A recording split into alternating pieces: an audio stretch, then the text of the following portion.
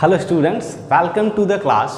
और आज हमारा फोर्थ लेक्चर है पीरियडिक टेबल का। ठीक है, हमने 3 लेक्चर पढ़ लिया था। ठीक, और ये चौथा लेक्चर में हम आज शुरू करने वाले हैं पीरियोडिसिटी। ठीक है, इसमें हम क्या पढ़ेंगे? देखो, हमको पढ़ना है atomic radius.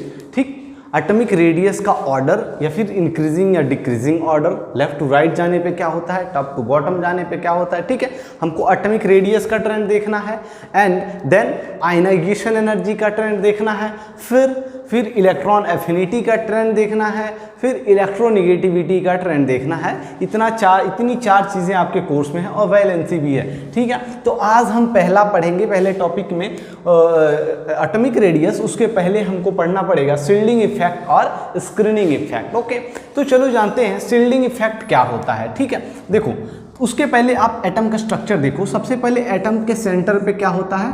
Positive charge, means proton and neutron, जिसे क्या बोलते हैं? इस एरिया को न्यूक्लियस क्या बोलते हैं? न्यूक्लियस बोलते हैं। और इसके चारों ओर क्या होते हैं? सेल्स होते हैं। ठीक है, ये चारों ओर होते हैं, लेकिन एक साइड में बना रहा हूँ। ठीक है, समझाने के लिए कि शील्डिंग इफेक्ट क्या होता है। ठीक है, मान लो एक इलेक्ट्रॉन इसके आउटर मोस्ट सेल में है। इस लास्ट सेल को क्या बोलते हैं बेटा लोग? क्या बोलते हैं? Outer most shell. ओके, चलो, अब ये इनर इलेक्ट्रॉन्स जो हैं, इनर इलेक्ट्रॉन्स भी तो होंगे। इनर इलेक्ट्रॉन्स, इनर में इलेक्ट्रॉन्स बना लो। ठीक है, इनर इलेक्ट्रॉन्स बना लो। ठीक है, अब ये क्या करेगा? इस पे पॉजिटिव चार्ज न्यूक्लियस पे, और ये जो इलेक्ट्रॉन है आउटर इलेक्ट्रॉन, इसमें कई होंगे। तो मान लो मैं एक को कंसीडर करके समझा रहा हूँ शील्डिंग इफेक्ट, उसके बाद आप सारे पे देख सकते हो। ठीक है, तो ये जो लास्ट इलेक्ट्रॉन है, इस पे इस न्यूक्लियस का क्या हो रहा होगा? अट्रैक्शन हो रहा होगा, है कि नहीं? क्योंकि एक निगेटिव चार्ज इलेक्ट्रॉन पे और पॉजिटिव चार्ज किस पे है? न्यूक्लियस पे। ओके, तो इन दोनों के बीच एक अट्रैक्शन फोर्स काम कर रहा होगा। ये न्यूक्लियस चाहेगा कि ये इलेक्ट्रॉन इसके पास आए। ठीक है, बट ये जो इनर इलेक्ट्रॉन्स हैं, ये क्या करेंगे? इस पे रिपल्सन देंगे, है कि नहीं? ये इस पे रिपल्सन दे रहे होंगे, ये सारे देखो, ये रिपल्सन दे रहे होंगे। ओके, इन सब का रिपल्सन इन दोनों डायरेक्शन में देख लो। ओके, तो इन दोनों का रिजल्टेंट आप इधर मान लो। ठीक है, इन सारे का, ये दो नहीं, बहुत सारे सेल से सारे इनर सेल के इलेक्ट्रॉन्स इसको बाहर की ओर पुश कर रहे हैं, और न्यूक्लियस इसको क्या कर रहा है? अंदर की ओर पुल कर रहा है। ठीक है, तो ये हो गया एफ रिजल्टेंट। ठीक है, एफ नेट बोल सकते हो। ठीक, अभी नहीं, सॉरी, एफ नेट नहीं, ये एफ रिजल्टेंट है। और इस इधर की ओर क्या हो रहा होगा? F attraction. ठीक है, एफ अट्रैक्शन फोर्स इधर लग रहा होगा, इधर रिपल्सन फोर्स। तो आप बताओ कि नेट फोर्स कितना हो गया? एफ नेट इस आउटर इलेक्ट्रॉन पे कितना हो गया? कौन ज्यादा? एफ अट्रैक्शन वो ज़्यादा है ना, ये फोर्स ज़्यादा है इधर की ओर, और ये फोर्स कम है क्योंकि रिपल्सन कम है। ठीक है, एफ क्या है? Attraction minus F repulsion, F resultant. Repulsion तो ये दे रहे होंगे सारे, रिपल्सन से इसका एफ रिजल्टेंट इधर की ओर आ रहा है। ठीक है, तो एफ नेट हो गया F attraction minus F resultant. ठीक है, अब देखो, यही एफ जो नेट है, इसको बोल दो जेड इफेक्टिव न्यूक्लियर चार्ज। इसको क्या बोलते हैं? Effective nuclear charge. और ये effective nuclear charge F attraction किसके वजह से हो रहा है? इस न्यूक्लियस के। और न्यूक्लियस पे कितने प्रोटॉन होंगे? जेड प्रोटॉन होंगे, यानी जेड पॉजिटिव चार्ज होंगे। तो जेड फोर्स से अट्रैक्ट कर रहा होगा माइनस, और ये जो एफ रिपल्सन या एफ रिजल्टेंट है, ये क्या हो जाता है? सिग्मा। इसको कैसे कैलकुलेट करते हैं? सिग्मा रूल से, सिग्मा निकाल लोगे, उसके बाद जेड में से सब्सट्रैक्ट कर दोगे, तो आपका क्या निकल जाएगा? जेड इफेक्टिव निकल जाएगा। इसको क्या बोलते हैं? Slater's constant. ओके, ये साइंटिस्ट है स्लेटर्स, जिन्होंने ये कैलकुलेट किया था कि जो ये आउटर मोस्ट इलेक्ट्रॉन है, इस पे जो इफेक्टिव न्यूक्लियर चार्ज, जो इफेक्टिव पूल हो रहा है, वो जेड माइनस सिग्मा है ना? समझ आ रहा है? ठीक है, इसी को क्या बोलते हैं? सिग्मा को स्लेटर कांस्टेंट और shielding constant shielding constant. Okay, shielding constant बोलो या स्क्रीनिंग कांस्टेंट बोलो या स्लेटर्स कांस्टेंट बोलो, तो ये हो गया Z effective equal to Z minus sigma. तो देखो डेफिनेशन क्या होगा, शील्डिंग इफेक्ट का डेफिनेशन या फिर स्क्रीनिंग इफेक्ट का तो क्या लिखोगे तो जो आउटर मोस्ट इलेक्ट्रॉन है वो तो अंदर आना चाहता है, बट इनर जो सेल के इलेक्ट्रॉन्स हैं वो इसको रिपल्सन देते हैं, है ना, ये वो इसको रिपल्सन देते हैं और इसी रिपल्सन को क्या बोलते हैं, शील्डिंग इफेक्ट। तो क्या बोलोगे, the repulsion on outer most electron by inner shell electrons, ठीक है, the repulsion on outer most electron by inner shells electron is called shielding effect. Shielding में होता क्या है, शील्डिंग मीन्स होता है कि जैसे मान लो तलवार के साथ एक ढाल लेके चलते हैं, वही शील्ड मीन्स ढाल हो गया। तो ये वाले जो इलेक्ट्रॉन है अंदर की ओर जाना चाहते हैं, लेकिन ये इनर सेल के इलेक्ट्रॉन्स इसको पुश कर रहे हैं यानी रिपल्सन दे रहे हैं, इसी को बोलते हैं क्या, शील्डिंग इफेक्ट और स्क्रीनिंग इफेक्ट। इसमें किसी को डाउट ठीक नहीं आनी चाहिए मेरे ख्याल से। सिर्फ शील्डिंग इफेक्ट वो है कि जो इनर इलेक्ट्रॉन्स हैं वो आउटर इलेक्ट्रॉन्स को शील्ड कर रहे हैं, उसी को बोलते हैं शील्डिंग इफेक्ट। इससे आप कैलकुलेट कर सकते हो Z इफेक्टिव। Z इफेक्टिव कैसे निकालोगे, Z is atomic number minus sigma is Slater's constant. For example देखो, ठीक है, और इसको निकालने का एक रूल है, सिग्मा निकालने का एक रूल है, पहले रूल पढ़ लो फिर आप क्या पढ़ना, एग्जाम्पल्स देखना। ओके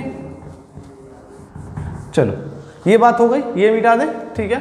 तो देख लो Z इफेक्टिव कितना हो गया, Z माइनस सिग्मा। ओके तो देखो सिग्मा निकालने का रूल है जिसको बोलते हैं स्लेटर्स रूल। क्या बोलते हैं, स्लेटर्स रूल, ठीक है।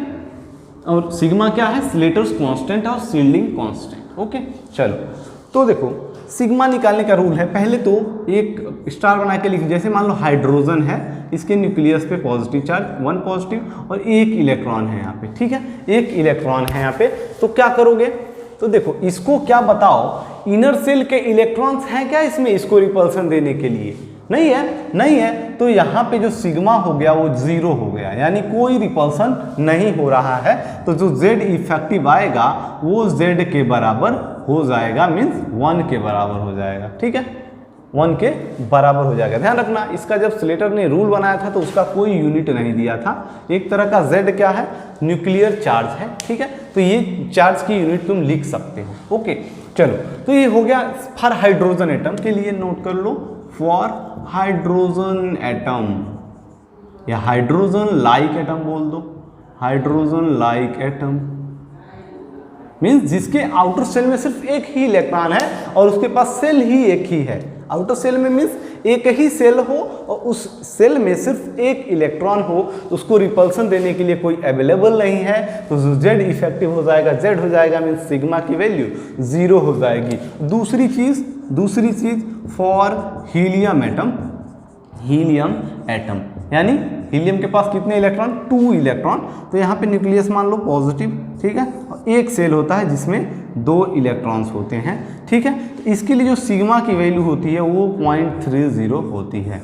ये 2 चीज़ें अलग से हैं, बाकी सारे एटम्स के लिए सेम सिग्मा निकालने का रूल आएगा, ठीक है। तो यहाँ पे सिग्मा कैसे निकाल दोगे, बस सिग्मा की वैल्यू यहाँ पे कितना रख दोगे, 0.30, ठीक है, इतना देख लो, उसके बाद आगे बढ़ते हैं, ठीक है, ठीक है, ये हो गया। अब देखो, अब तीसरे से एक लिथियम से हम एक जनरल रूल की शुरुआत करेंगे, ठीक है, कैसे निकालेंगे शील्डिंग। इसमें बस 0.20 हटा देना है आपको सिग्मा में। तो 0.20 सिग्मा करोगे हीलियम एटम के लिए तो क्या हो जाएगा, Z इफेक्टिव कितना हो जाएगा, Z effective 2Z minus sigma लिख लो, Z माइनस सिग्मा, Z की वैल्यू है 2.0 माइनस सिग्मा है 0.30, कितना आ जाएगा 1.7, ठीक है, ये आ जाएगा अपना, ठीक है। अब चलो, अब लिथियम से शुरू करते हैं। इन दोनों के लिए अलग रूल था, यानी हाइड्रोजन में कोई सिग्मा नहीं आएगा, कोई शील्डिंग कांस्टेंट नहीं आएगा, लेकिन हीलियम में 0.20 का शील्डिंग, 0.30 का शील्डिंग कांस्टेंट आएगा, ठीक है। अब देखो, अब for S and P block, अब जनरली बात करेंगे S and P block elements. Okay, P block elements, okay, for S and P block elements क्या करोगे, मान लो एक न्यूक्लियस बना के मैं बता देता हूँ, एक पूरा एटम बना के बता देता हूँ। ठीक है, हो गया, ये एटम हो गया, इसके सेल्स हो गए, सेल्स हो गए। अब इसमें जो इलेक्ट्रॉन होगा उसको बोलेंगे मान लो एन सेल, nth सेल हो गया, ये क्या हो गया n-1 हो गया, ये n-2 हो गया, ये n-3 हो गया, ऐसे ही। ठीक है, तो जो nth सेल में इलेक्ट्रॉन होगा उसको उसमें 0.3035 का मल्टीप्लाई कराएंगे, यानी ये 0.35 का रिपल्सन मल्टीप्लाइड बाई 0.35 का मल्टीपल का रिपल्सन प्रोड्यूस करेगा। ठीक है, और n-1 में जो होगा वो 0.85 का, ठीक है, और जो n-2 n-3 जितने हैं ये सब कितने के 1 के मल्टीपल से सिग्मा प्रोड्यूस करेंगे, यानी रिपल्सन प्रोड्यूस करेंगे। ठीक है, कैसे कैसे इसको एक बार देख लेते हैं। इसका क्या मतलब है कि जो nth सेल वाले इलेक्ट्रॉन हैं, nth सेल वाले वो 0.30 और फिर n-1th सेल वाले वो 0.85 रिपल्सन प्रोड्यूस करेंगे, और n-2 n-3 डॉट यानी इनर सेल सारे 1.0 से रिपल्सन प्रोड्यूस करेंगे, यानी सिग्मा प्रोड्यूस करेंगे। ओके, समझ आ रहा है? ठीक है, अभी एग्जाम्पल से समझ आएगा कैसे। देखो देखो कैसे, एग्जाम्पल ले लो, सोडियम एटम ले लेते हैं। ठीक है, सोडियम के पास 11 इलेक्ट्रॉन है ना, तो आप सोडियम का इलेक्ट्रॉनिक कन्फिग्रेशन लिख दो 1s2 2s2 2p6 and then 3s1। ठीक है, आपको ऐसा लिखना है, लेकिन आपको ओरिजिनली लिखना ऐसे 1 वाले में कितने 2 इलेक्ट्रॉन, 2 वाले में 8 इलेक्ट्रॉन एंड देन 1। ठीक है, ये बोरबरी वाला इलेक्ट्रॉनिक कन्फिग्रेशन आपको लिखना पड़ेगा जब भी आप सिग्मा कैलकुलेट कर रहे हो, है ना। ठीक है, समझ आ रहा है? ठीक है, चलो अब मुझे इसमें क्या करना है, जेड इफेक्टिव निकालना है सोडियम एटम के लिए। ओके, तो क्या करोगे आप, देखो 2 8 एंड 1 लिख देना है। ठीक है, इसमें से वो इलेक्ट्रॉन हटा देना है जिसका हम जेड इफेक्टिव कैलकुलेट कर रहे हैं। हम आउटर सेल का जेड इफेक्टिव कैलकुलेट करना चाहते हैं, मान लो सोडियम एटम में। ठीक है, तो आप इसमें से एक इलेक्ट्रॉन घटा दोगे। ठीक है, वो इलेक्ट्रॉन घटा दोगे जिसका हम जेड इफेक्टिव निकाल रहे हैं। तो एक इलेक्ट्रॉन हटा दोगे तो आ जाएगा आपके पास 2 8 एंड 0। ठीक है, 2 8 एंड 0 आ गया। अब देखो ये जो सेल है, ये जो है ये nth सेल है, nth सेल है, ये क्या है n-1th सेल है, ये n-2th सेल में इलेक्ट्रॉन अवेलेबल है। ठीक है, तो इसका सिग्मा कैसे कैलकुलेट करोगे बच्चा, क्या करोगे 0 इंटू 0.35, ठीक है, प्लस 8 इंटू 0.85 प्लस 2 इंटू 1.0। क्या कहा था मैंने, जो nth सेल के इलेक्ट्रॉन हैं उसमें 0.35 से मल्टीप्लाई करा दो, जो n-1th सेल के इलेक्ट्रॉन हैं उसमें 0.85 से मल्टीप्लाई करा दो, और जो इनर और अंदर वाले सेल के इलेक्ट्रॉन्स हैं उनमें आप 1.0 से मल्टीप्लाई करा दो। तो यहाँ से आपको मिल जाएगा सिग्मा की वैल्यू। आप सिग्मा की वैल्यू कैलकुलेट कर लेना, क्या आएगा, ये तो 0 हो गया, प्लस ये कितना हो गया 6.8, कैलकुलेट करो। ठीक है, प्लस ये हो गया 2.0। ठीक है, तो ये कितना हो गया बताओ, कितना हो गया 8.8 आ गया सिग्मा की वैल्यू। ठीक है, ये सिग्मा है, ये शील्डिंग कांस्टेंट की वैल्यू है सिग्मा की वैल्यू। तो आप इससे क्या करोगे, इससे जेड इफेक्टिव कैसे निकालोगे, जेड इफेक्टिव निकालने के लिए ठीक है, जेड इफेक्टिव निकालने के लिए क्या करोगे, जेड माइनस सिग्मा, है ना, जेड माइनस सिग्मा करोगे।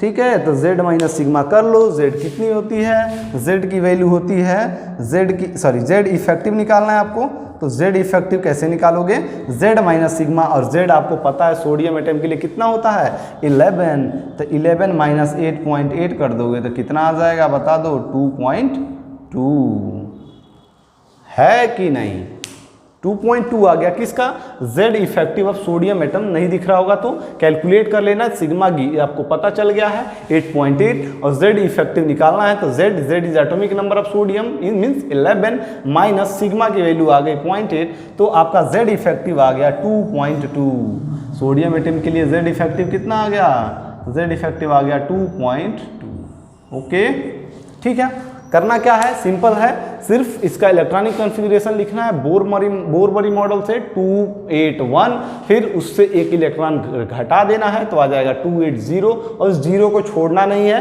क्योंकि ये nth सेल में 0 इलेक्ट्रॉन होंगे तो इसको लिखना है, ठीक है। तो 0 × 0.35, 8 × 0.85 एंड 2 × 1.0, और ये इसको कैलकुलेट कर लेना है। कैलकुलेट करने के बाद Z इफेक्टिव को कैसे निकालोगे, Z माइनस सिग्मा, ओके। तो आपका आ जाएगा Z effective for sodium atom, आ गया कितना 2.2, ओके। इसी तरीके से आप क्या करोगे, हर एक एटम का निकाल सकते हो। देखो कैसे, एक दो और एग्जांपल करते हैं। सोडियम एटम का क्लियर हो गया, 2.2 है Z इफेक्टिव। यानी देखो Z इफेक्टिव क्या होता है, Z इफेक्टिव एक तरह का पावर है to pull the outer electrons towards the nucleus, okay. क्या है Z इफेक्टिव, क्या है, it is a power to pull the outer electrons toward the nucleus. जितना ज़्यादा होगा, बताओ इसको, ये खींचने की क्षमता इस न्यूक्लियस की इसके पास जितना ज़्यादा होगा वो इस सेल को और पास लेके आएगा, तो उसी से बोला जाता है जैसे Z इफेक्टिव बढ़ेगा तो इस एटम का रेडियस घट जाएगा, ठीक है। Z इफेक्टिव बढ़ने से एटम का रेडियस घट जाएगा, वो हम आगे आने वाले लेक्चर्स में पढ़ेंगे, ठीक है, जब रेडियस पढ़ाया जाएगा, रेडियस का ट्रेंड। तो इसका मतलब Z इफेक्टिव है एक तरह का power to pull the outer electrons, जितना ज़्यादा होगा रेडियस उतना ज़्यादा, वॉल्यूम घटेगा तो रेडियस भी घट जाएगा, ठीक है। ऐसे चलो एक और का करते हैं, जैसे मान लो लिथियम का कर लेते हैं, ठीक है।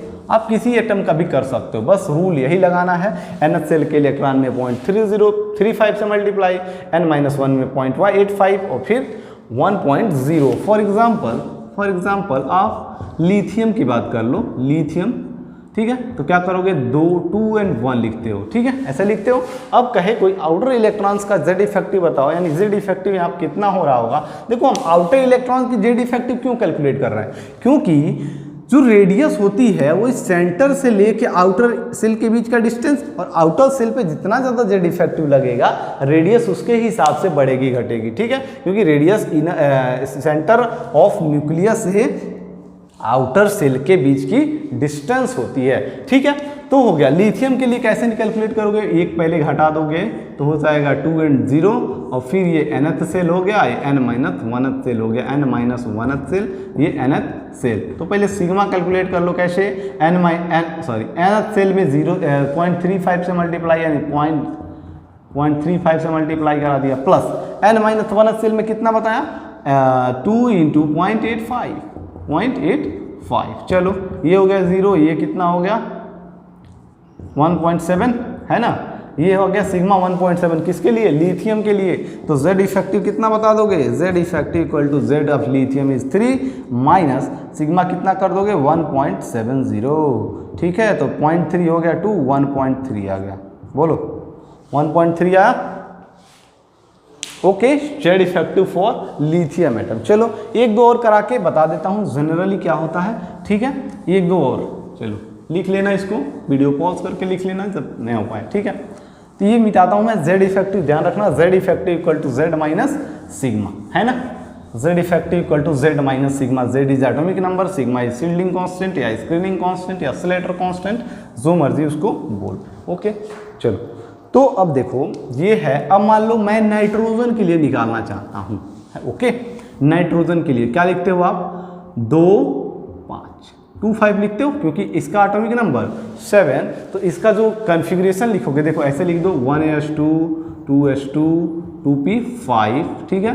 तो 1th सेल जो है उसमें 2 इलेक्ट्रॉन, 2 वाले में ये भी 2 है, ये भी 2 है, तो 2 2 में कितना हो गया 5 2 7 इलेक्ट्रॉन्स हो गए, तो 2 5, ओके, सॉरी 5 नहीं होगा ना यहाँ पे, मतलब 3 होगा ना, 3 होगा, ठीक है, क्योंकि 7 इलेक्ट्रॉन होते हैं, 2 2 4 3 7, ठीक है, 2 2 4 3 7, ओके। तो 2 5 लिखेंगे, ओके।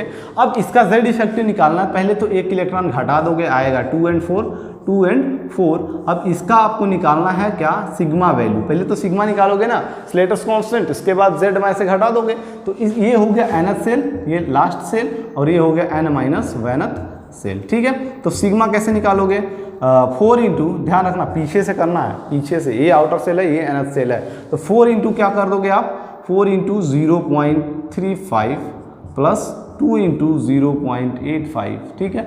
और भी इनर सेल में इलेक्ट्रॉन्स रहते तो 1 से मल्टीप्लाई करा देते। अब आप करो, इसका करो, ठीक है। इतना आएगा कि नहीं, ध्यान कैलकुलेट खुद अपने आप से करो, ठीक है, ठीक है। प्लस इतना आ गया 1.4, 1.7 कितना होगा 3.1, ठीक है, 3.1 आ गया। अब आप जेड इफेक्टिव कैलकुलेट कर, जेड इफेक्टिव बता दो, Z effective Z minus sigma 7 minus 3.1 तो कितना आ जाएगा, कितना आ जाएगा 3.9, ठीक है। जेड इफेक्टिव ऑफ नाइट्रोजन कितना आ गया 3.9, चलो चेक करो 3.90, ओके सही है। चलो ये सिग्मा आ गया। इसका मतलब देखो हमने जब लिथियम का निकाला था, लिथियम का तो ये आ रहा 1.7 के अप्रॉक्स, ठीक है, और सोडियम का उधर जाने पे बढ़ रहा है। तो आप जब सबका कैलकुलेट करोगे lithium, beryllium, boron, carbon, nitrogen, oxygen, तो आपको क्या पता चलेगा कि जैसे ही आप लिथियम से लेफ्ट टू राइट जा रहे हो, lithium, beryllium, boron, carbon, nitrogen, oxygen, fluorine, neon, तो क्या हो रहा है कि जेड इफेक्टिव की जो वैल्यू है इंक्रीज कर रही है, ठीक है। जेड इफेक्टिव की जो वैल्यू है वो क्या कर रही है, इंक्रीज कर रही है जेड इफेक्टिव, ओके। तो आप लिख लो ये पीरियड में लेफ्ट टू राइट जाने पे जेड इफेक्टिव इंक्रीज करती है, ठीक है। जिसको डाउट है वो कैलकुलेट करेगा, ओके। सब जैसे रूल बताया गया है वैसे आपको कैलकुलेट करना है। क्या करना है, पहले कॉन्फ़िगरेशन लिख देना है, ठीक है, फिर बोरबरी मॉडल से 2-5 टाइप का लिख देना है, उस एक इलेक्ट्रॉन को घटा देना है जिसका आप जेड इफेक्टिव कैलकुलेट कर रहे हो, उसके बाद उसके से सिग्मा कैलकुलेट कर लेना है। ये रूल लगाना है सिंपली, NH सेल के लिए इतना, N-1 के लिए इतना, और N-2 और N-3, N-4 जितने इलेक्ट्रॉन है काउंट करके 1 से मल्टीप्लाई करा दो, इसको सबको जोड़ लो, सिग्मा निकल जाएगा, Z effective Z minus sigma, ठीक है। तो ये लेफ्ट टू राइट जाने पे जेड इफेक्टिव इंक्रीज करता है, ठीक है, इंक्रीज करता है। और टॉप टू बॉटम जाने पे क्या होता है, टॉप टू बॉटम जाने पे क्या होता है, तो आप जनरली याद रखो कि जब टॉप टू बॉटम जाते हैं तो हमारा जो जेड इफेक्टिव है वो कांस्टेंट हो जाता है, ठीक है। टॉप टू बॉटम जाने पे Z effective nuclear charge constant हो जाता है,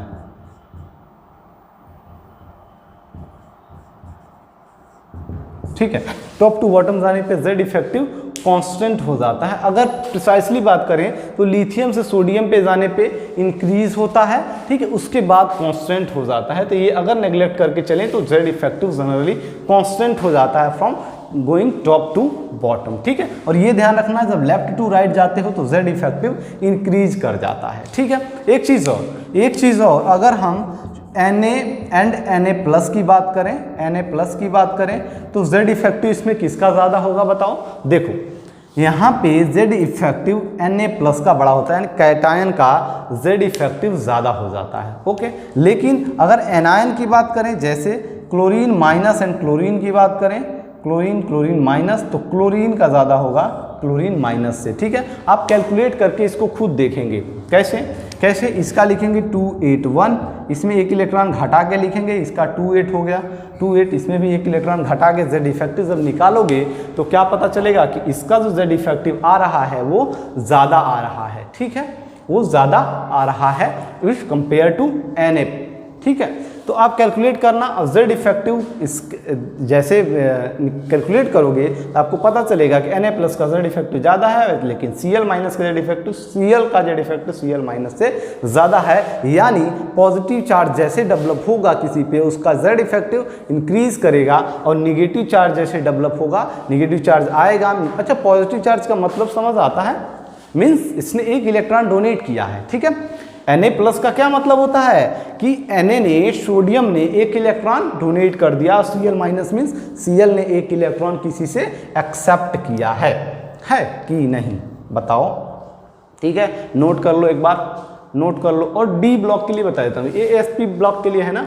डी ब्लॉक के लिए सिंपल सा रूल क्या है, डी ब्लॉक में कोई एलिमेंट है उसका जेड इफेक्टिव निकालने के लिए क्या सिंपल सा रूल है, ये हो गया, ये लिख लिए टॉप टू बॉटम वाला, ठीक है। डी ब्लॉक के लिए देख लो, डी ब्लॉक के लिए जेड इफेक्टिव कैसे करोगे? डी ब्लॉक के लिए देखो, जो nth सेल में इलेक्ट्रॉन है उसमें तो 0.35, ठीक है, लेकिन जो n-1th shell, n-2th shell dot dot dot कोई भी हो तो उसमें 1.0 से मल्टीप्लाई करा देना, बस सिग्मा निकल जाएगा।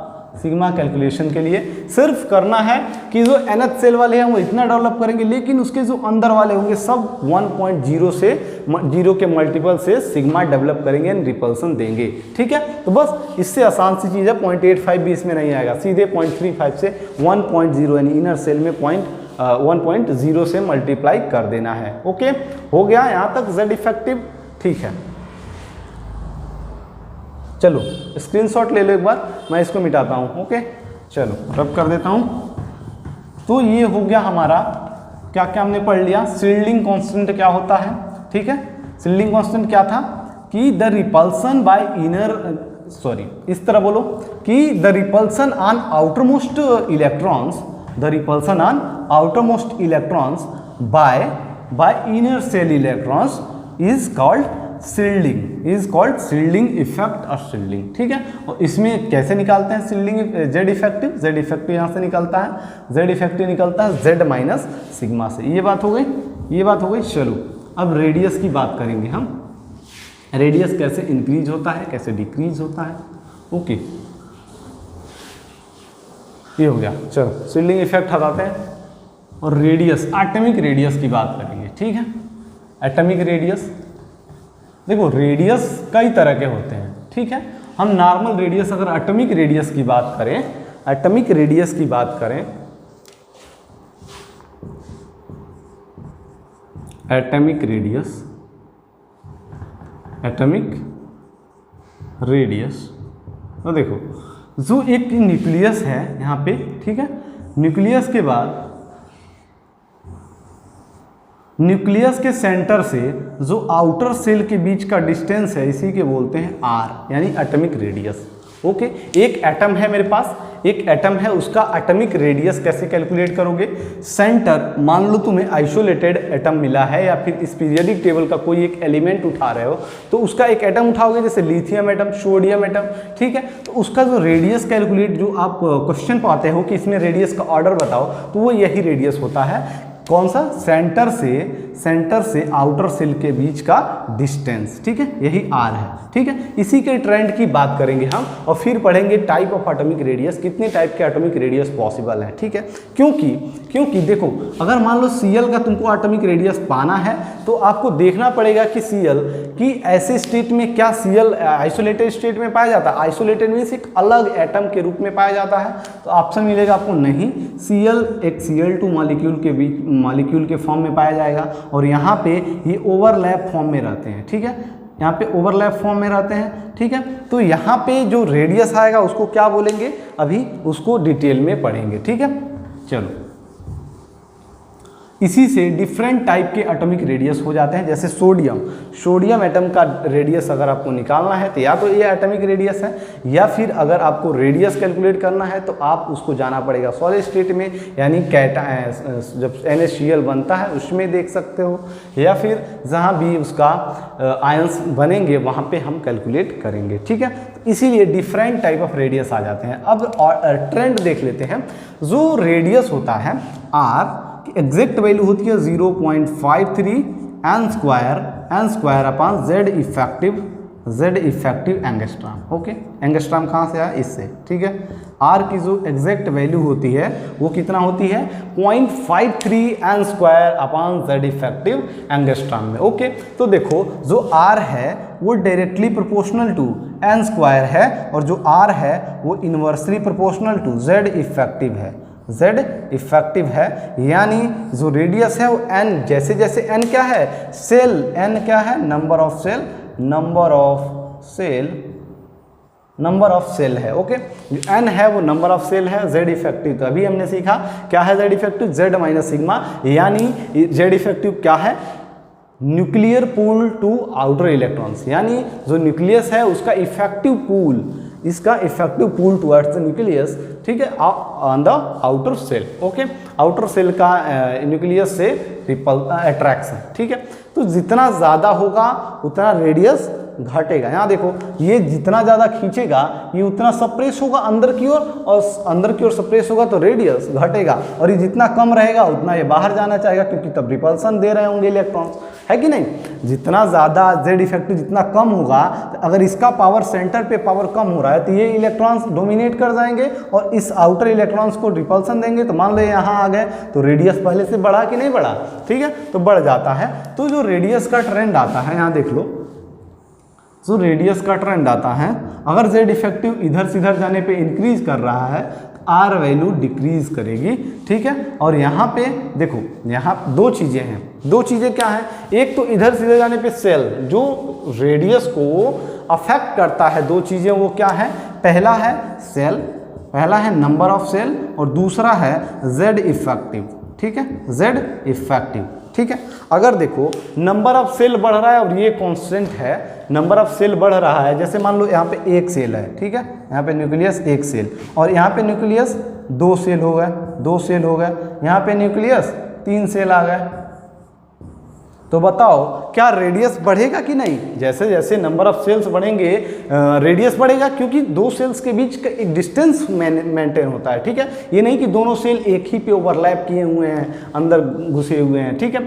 तो जैसे जैसे नंबर ऑफ सेल्स इंक्रीज करेगा आपका रेडियस इंक्रीज करेगा। तो जब आप टॉप टू बॉटम जाते हो, ठीक है, हाइड्रोजन से जब जाते हो, hydrogen, lithium, sodium, potassium, rubidium, caesium, तो क्या होता है, नंबर ऑफ सेल इंक्रीज करता है। जितना पीरियड नंबर होता है उतना ही नंबर ऑफ सेल होता है, ये पता है कि नहीं। जितना number of shell, number of period होता है, जैसे हाइड्रोजन लिख देता हूँ, hydrogen, lithium, sodium, potassium, rubidium, ठीक है, ये इसका पीरियड नंबर 1 2 3 4 5, इसका मतलब 5 पीरियड का है, इसका मतलब इसमें 5 सेल हैं, ठीक है।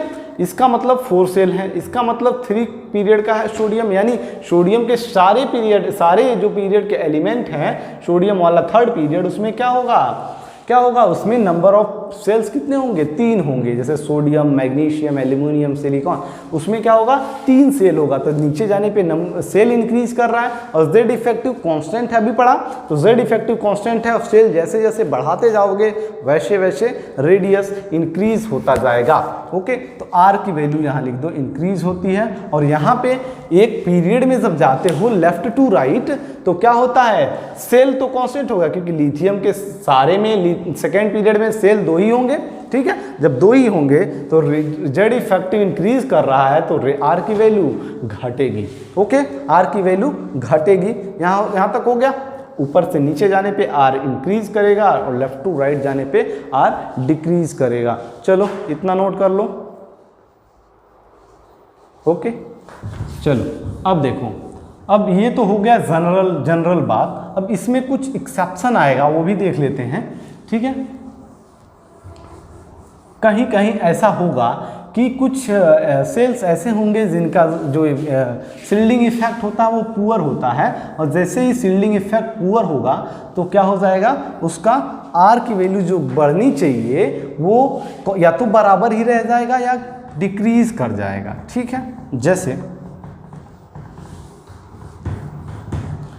ये देख लो ना, ये मिटा दो, ठीक है, ये मिटा देता हूँ। चलो ये हो गया।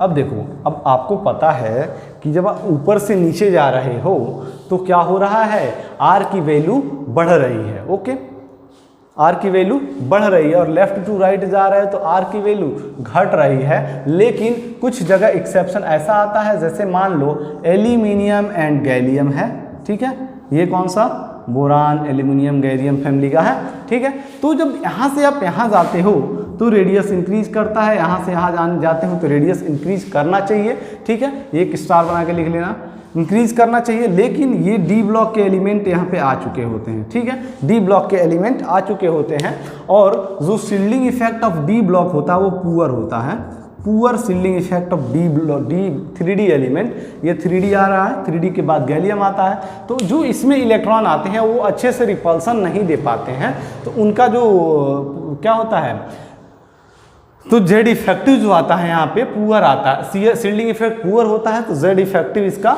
ज़्यादा हो जाता है, ठीक है। अब जेड इफेक्टिव जितना ज़्यादा हो जाएगा तो रेडियस डिक्रीज कर जाएगी, तो इनका रेडियस अप्रॉक्स सेम हो जाता है, ठीक है। बढ़ना चाहिए क्योंकि नंबर ऑफ सेल बढ़ रहा है, लेकिन जेड इफेक्टिव बढ़ जाता है और जेड इफेक्टिव बढ़ने के चलते इसका जो रेडियस होता है एल्युमिनियम का गैलियम के बराबर हो जाता है। और एग्जैक्टली बात करें तो एल्युमिनियम की साइज बड़ी होती है गैलियम से, बहुत कम अंतर होता है, ठीक है। इक्वल भी लगा लो, ओके। तो ये चीज़ है, ठीक है। अब बात करेंगे टाइप ऑफ एटॉमिक रेडियस की, ओके।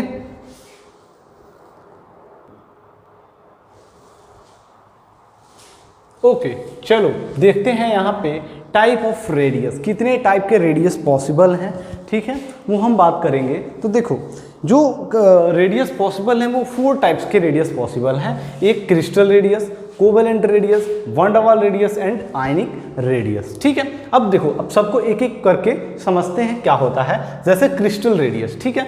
क्रिस्टल रेडियस में जो क्रिस्टलाइन फॉर्म में होते हैं, जैसे मान लो NaCl हो गया, कैल्शियम क्लोराइड हो गया, उनका नॉर्मल कोवेलेंट रेडियस या वंडर वाल रेडियाई पॉसिबल नहीं है। अगर वो आयनिक फॉर्म में नहीं मिलते तो उसका आयनिक रेडियस भी पॉसिबल नहीं है, ठीक है। तो उसका क्रिस्टल रेडियस निकालते हैं, ठीक है। और क्रिस्टल रेडियस होता क्या है, देखो जो दो पॉजिटिव आयंस हैं उनके बीच का जो इंटरन्यूक्लियर डिस्टेंस है उसको बोलेंगे d, ठीक है। d इज इंटरन्यूक्लियर डिस्टेंस, और जो r हो जाएगा, r वो कितना हो जाएगा d/2, ठीक है। तो क्या करोगे, डेफिनेशन क्या बोलोगे, the half of the distance between two cations, ठीक है। The half of the distance between two cation is known as crystal radius, okay, ठीक है। ये बात हो गई। जैसे कैटायंस होते हैं, बीच बीच में एनायंस भरे होते हैं जिसमें इलेक्ट्रॉन्स होते हैं, तो हमने एनायंस को इलेक्ट्रॉन के फॉर्म में लिखा है, ठीक है। तो कैटायंस के बीच का जो डिस्टेंस है दो सेंटर्स के, उसका हाफ करोगे तो आपको मिल जाएगा क्रिस्टल रेडियस। अब देखो कोवेलेंट रेडियस, जैसे मैंने एग्जांपल दिया था Cl2 का, H2 का, O2 का, ठीक है। ये सब क्या, जैसे मान लो 2 ऑक्सीजन एटम ऐसे ओवरलैप कर रहे हैं, तो आप इसमें आइसोलेटेड आयनिक रेडियस नहीं बता सकते, इसमें आप बताओगे कोवेलेंट रेडियस, यानी मान लो ये ऑक्सीजन एटम, ये ऑक्सीजन एटम, इन दोनों के बीच का जो डिस्टेंस आएगा वो आएगा d, ठीक है। तो इसमें r क्या हो जाएगा, d/2। तो इसमें बोल दोगे कि when 2 atoms are covalently bonded then covalent radius equal to radius is half of the distance between internuclear distance. क्या, simply r equal to d/2 means अगर कोई दो एटम कोवेलेंटली एडेड है, ठीक है, जुड़े हुए हैं, तो उनका जो रेडियस होगा कैसे काउंट करोगे, इस इंटरन्यूक्लियर डिस्टेंस, ये जो d है इसका हाफ कर दो, हाफ कर दो, r इक्वल टू d/2, तो आपको मिल जाएगा यहाँ से कोवेलेंट रेडियस। अब बात करोगे वंडर वाल रेडियस की, ठीक है। वंडर वाल रेडियस देखो क्या होता है, कुछ ऐसे एटम्स होते हैं, ठीक है, एक जैसे Cl2 है, ठीक है, इसमें अंदर में देखोगे तो क्या होगा, Cl ओवरलैप किए होंगे, या O2 है तो O ओवरलैप करके O2 फॉर्मेशन करते हैं, ठीक है। लेकिन दो मॉलिक्यूल्स के बीच कौन सा फोर्स लगता है, तो उसका नाम है वंडर वाल फोर्सेस, ठीक है। जैसे मान लो O2 ये है, एक ये O2 है, इन दोनों के बीच जो फोर्स लगेगा वो कौन सा लगेगा, वंडर वाल फोर्स, ठीक है। तो उसमें वंडर वाल रेडियस डिफाइन होता है। जैसे मान लो ये Cl2 है, ये भी Cl2 है, ठीक है, दोनों Cl2 हैं, तो इसमें जो सेंटर है एक एटम का यहाँ पे Cl का, इन दोनों के बीच जो अपनी डिस्टेंस काउंट कर लो, डिस्टेंस देख लो, और उसका r/2 कर, सॉरी उसका d/2 कर दो, आपको मिल जाएगा क्या, वंडर वाल रेडियस। तो यहाँ भी कैसे डिफाइन करोगे, the half of the distance between internuclear distance, ठीक है, internuclear distance of 2 molecules bonded by covalent bond, ठीक है, वंडर वाल bond, sorry bonded with wonder वाल बॉन्ड, वंडर वाल बॉन्ड से जुड़े होंगे तो क्या बोलते हैं, वंडर वाल रेडियाई। तो करोगे half of the distance between internuclear distance of 2 molecules bonded by wonder वाल फोर्सेस, ठीक है।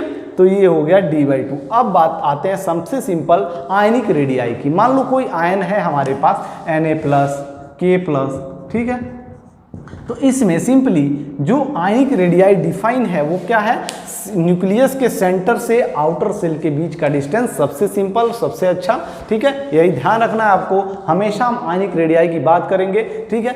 सेंटर से आउटर सेल के बीच का डिस्टेंस को क्या बोलेंगे, आयनिक रेडियाई। एक बार और देख लो, ये है क्रिस्टल रेडियस, ये है कोवेलेंट रेडियस, जिसमें 2 एटम कोवेलेंटली बॉन्डेड हैं उसमें कोवेलेंट रेडियस डिफाइन होगा, जिसमें 2 मॉलिक्यूल्स वंडर वाल फोर्स से जुड़े हैं में वंडरवाल रेडियाई डिफाइन होगा, जिसमें कोई आयन गिवन है तो वहाँ पे हम क्या करेंगे, आयनिक रेडियाई डिफाइन करेंगे, और ये है क्रिस्टल रेडियस। ठीक है।